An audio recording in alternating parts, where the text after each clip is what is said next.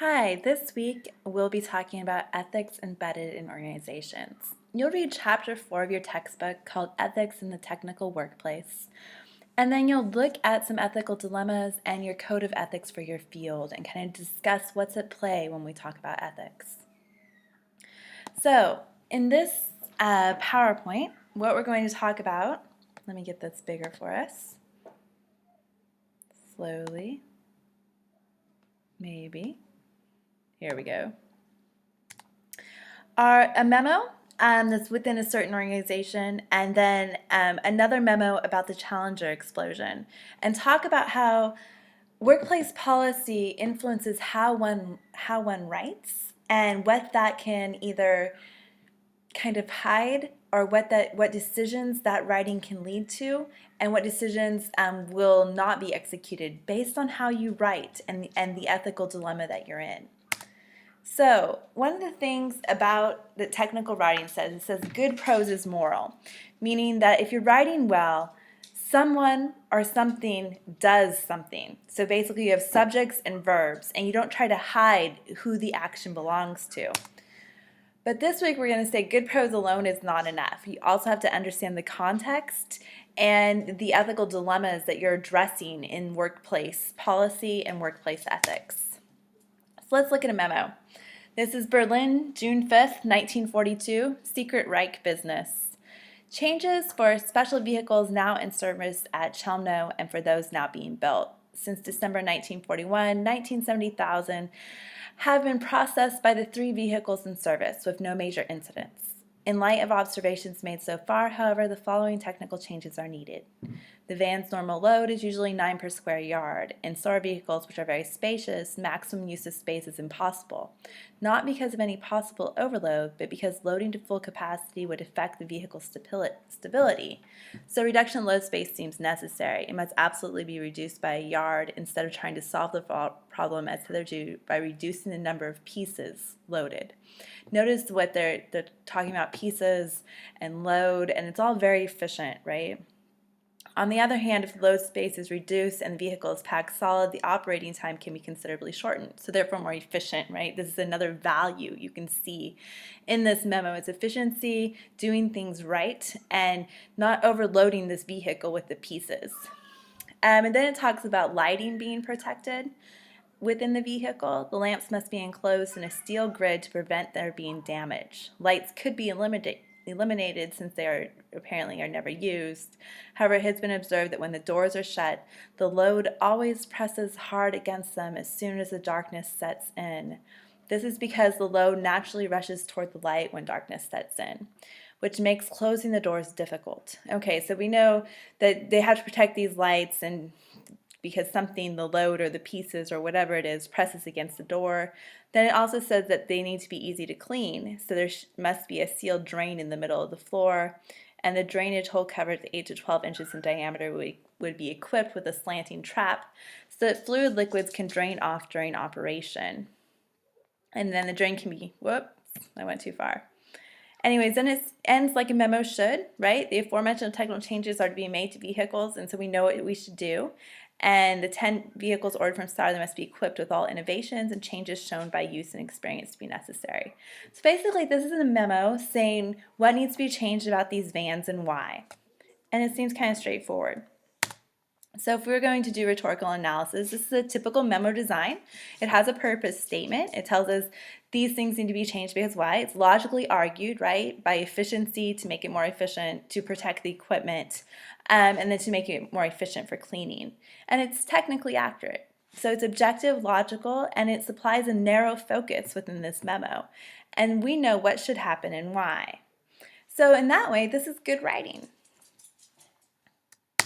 But what it's describing are the gas vans used to exterminate Jews during the Holocaust.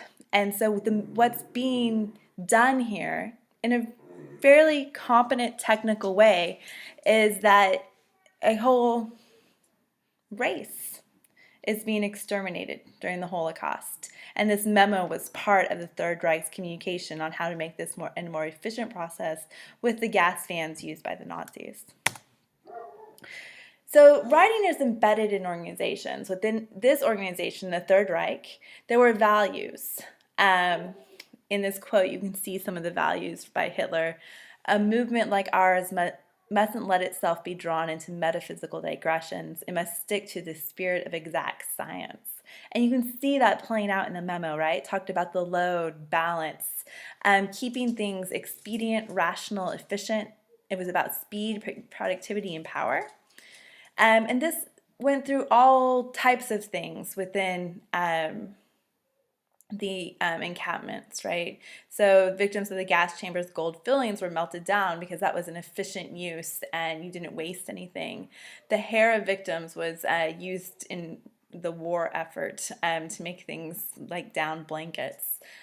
Skins were made to lampshades. There was all this efficient use, and we value that, the idea of efficiency, but when turned to these ends, we don't.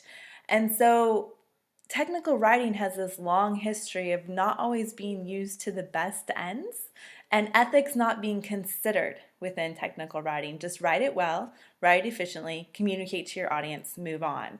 And this is a very extreme example of that, and I'm going to give you another extreme example of that, of why technical communication matters and why ethics matter in technical communication.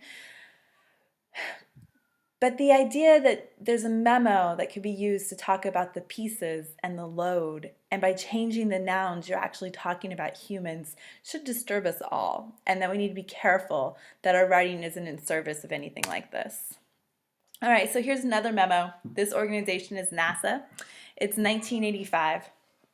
And this guy, Boyce Joly, I don't know how to say his name. I should know, but I've only ever read about this. I should watch a documentary or something and figure out his name. So he gives a purpose for his memo. This letter is written to ensure that management is fully aware of the seriousness of the current O-ring erosion problem in the SRM joints from an engineering standpoint. Then he gives a reason.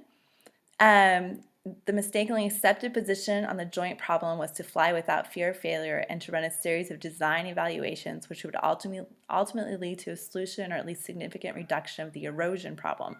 So we know there's an erosion problem, and now we know in the next sentence that the SRM 16A nozzle joint erosion, which eroded a secondary O-ring with the primary O-ring never sealing.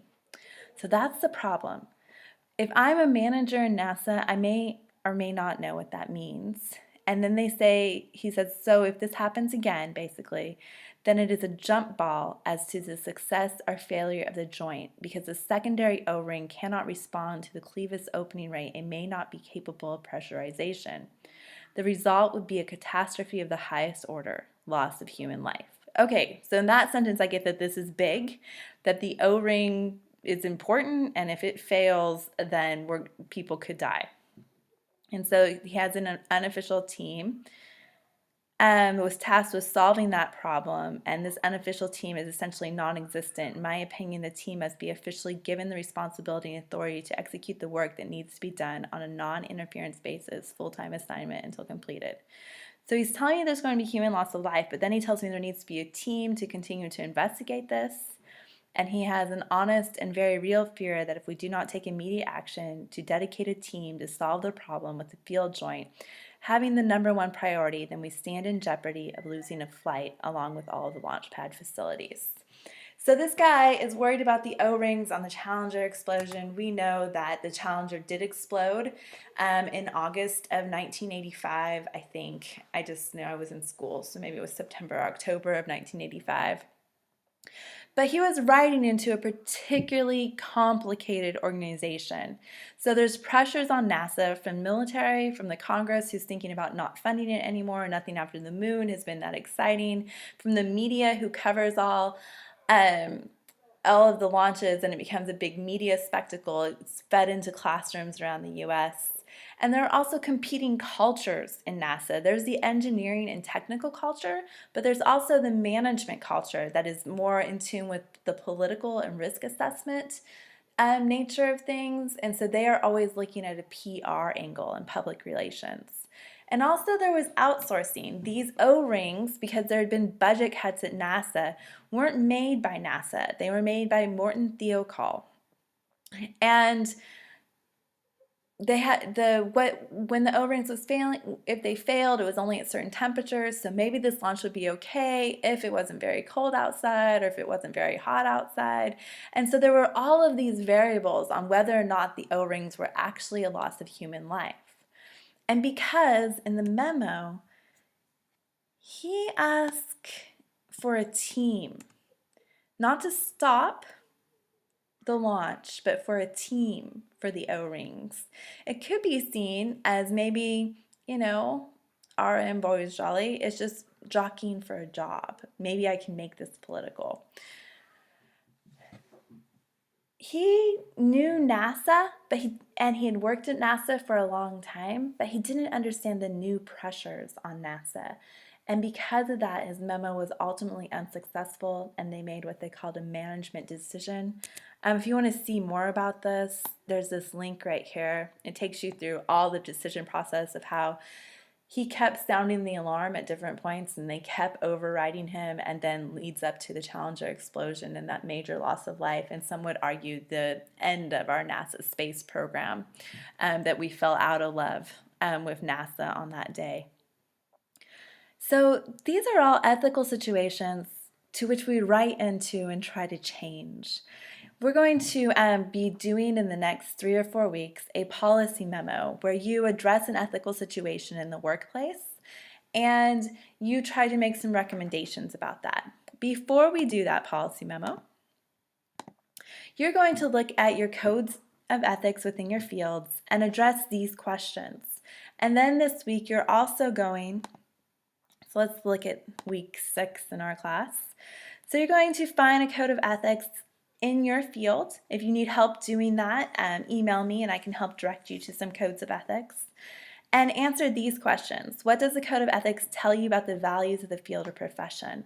So within my field, there's a code of ethics for research. And you can kind of see right here that we share a commitment to protecting the rights, privacy, and dignity and well-being of the persons who are involved in their studies.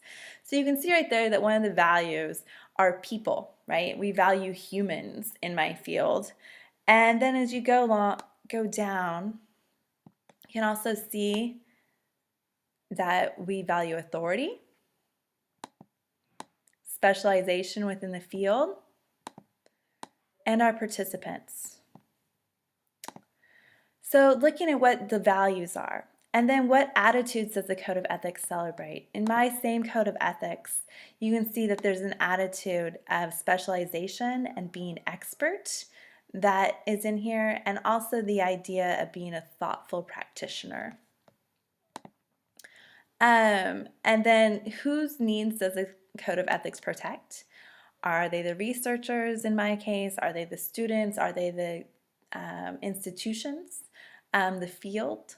And how does the code of ethics address the personal, social, and conservation systems of ethics? And that's in chapter 4, for which I'll give you some notes at some point.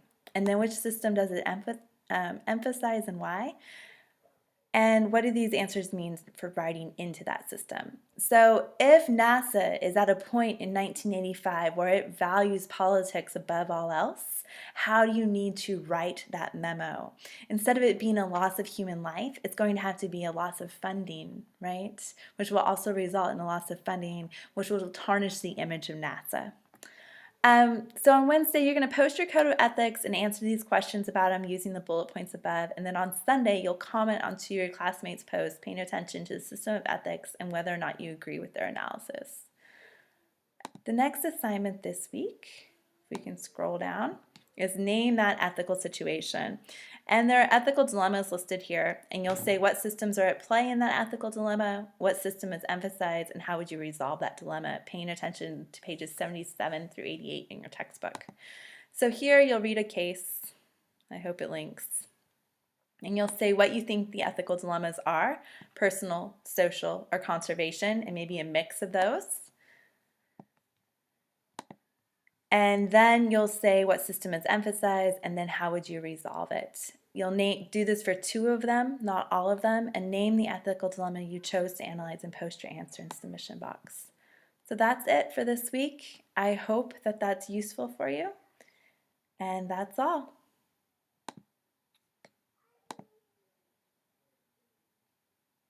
Let me stop this.